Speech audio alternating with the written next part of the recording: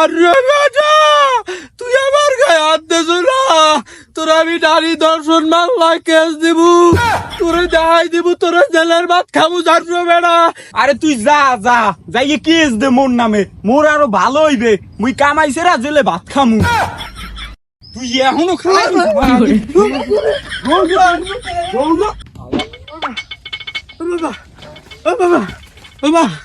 কি কদ্দুর কি করলা? কয়টা দিছি কটবো কইয়া। আমি জানতাম তুমি কটবাজি দিতে পারবা, তুমি আমারই মাঝে মাঝে কটবাজি দাও, এই আমি টের পাই না মনে করো।